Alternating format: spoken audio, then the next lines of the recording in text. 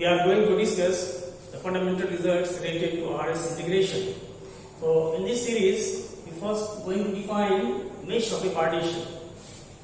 Definition: for any partition P of flow interval AB, we write mu P equal to maximum of delta xi, that is equal to maximum of xi minus 1. For this partition P, this is actually the length of this ith subinterval xi minus 1. So mu P stands for maximum of this length xi minus 1. The right values from 1 to up to n, and call mu P the mesh of P. Now we discuss the following two fundamental results, fundamental theorems.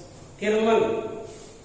The statement is, if f is continuous on closed interval AB, then f belongs to R alpha on closed interval AB. Moreover, to every epsilon greater than 0, there corresponds a delta greater than 0, such that mod sigma fti delta alpha I minus integral a to b f d alpha is less than epsilon for every partition P consisting of points 0, x0, x1, x2, xn of full interval AB with mu P less than delta, and for every choice of points Ti in the subinterval xi minus 1, xi. Now we are going to prove this. This theorem is in two parts. First, we are going to prove that f belongs to R alpha if f is continuous, and in the second part we will show that mod of sigma fti delta alpha I minus integral a to b f d alpha is less than epsilon under these conditions. Now proof that epsilon greater than 0 be a given. We have already supposed that epsilon greater than 0 is given. We choose eta greater than 0 such that alpha b minus alpha a times eta is less than epsilon. Suppose number 1. We are going to utilize this inequality in further result. Since f is continuous on closed interval AB, it is also uniformly continuous on closed interval AB.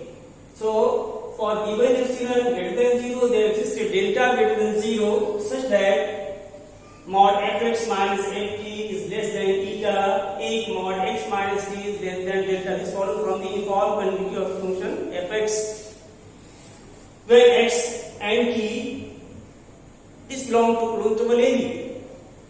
We choose the partition P consisting of point x0, x1, x2, xn such that mu P is less than delta.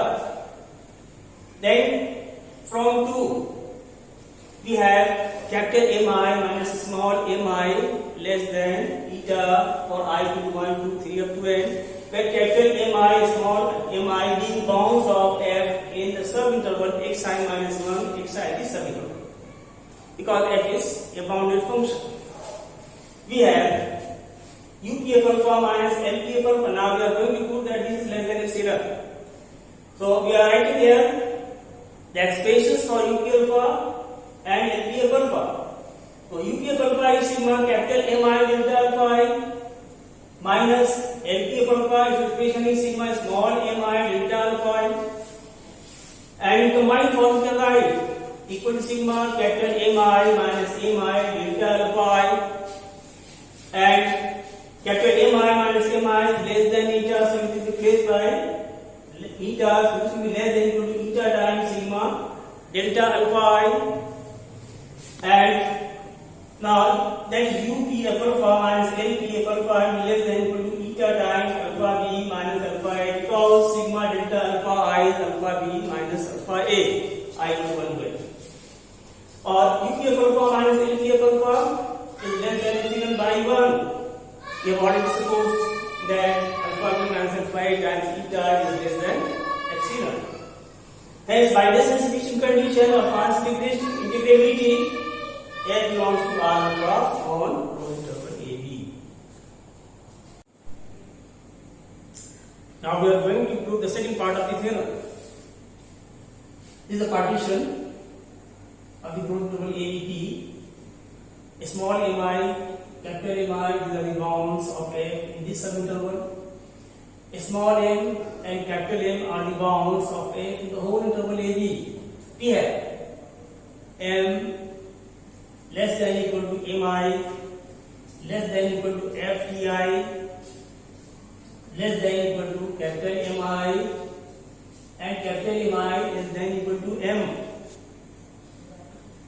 Now we are going to multiply each term by delta alpha because delta alpha is positive, so there will be no change in this inequality.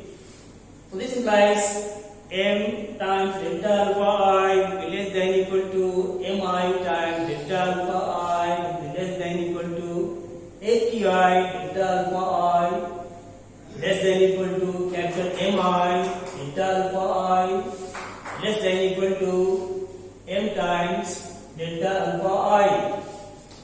Or now we are going to sum it up from I to 1 to n. Because this is free from index I, so it will be out of summation notation. So m times sigma delta alpha I is less than equal to sigma mi delta alpha I less than equal to sigma fti delta alpha I less than equal to sigma capital Mi delta alpha I less than equal to n times sigma delta alpha I. But sigma delta alpha I is equal to alpha b minus alpha a. So we get n times alpha b minus alpha a less than equal to, this is the lower sum, LP of alpha, less than equal to sigma fti delta alpha I less than equal to, this is upper sum UP of alpha, less than equal to m times alpha b minus alpha a. Now we are retaining these three terms.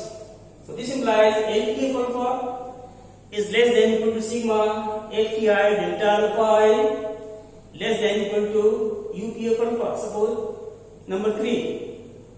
Also LP of alpha will be less than equal to lower integral a to b f d alpha and lower integral is less than equal to upper integral a to b f d alpha, and this is less than equal to UP of alpha.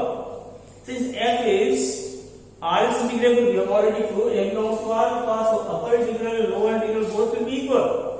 So we are going to replace these two by simply integral a to b f d alpha. So we get LP of alpha less than equal to integral a to b f d alpha less than equal to UP of alpha.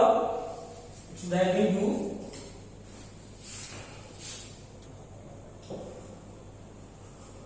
UP of alpha. Number 4. Now 3 and 4. 3 and 4 show that sigma fti delta alpha I and integral a to b f d alpha, both the terms lie in between LP of alpha and UP of alpha.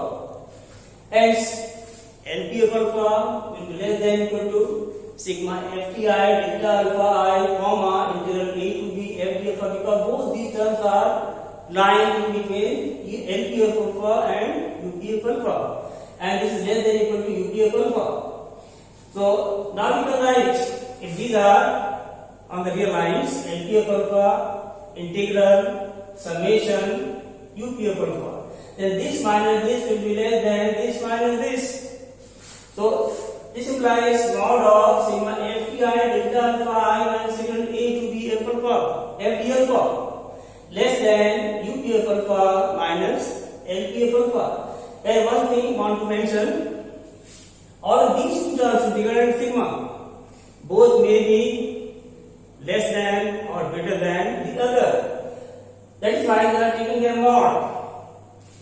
Whatever may be the case, where this is less than this or this is greater than this, if we take modulus, it means it gives always positive value.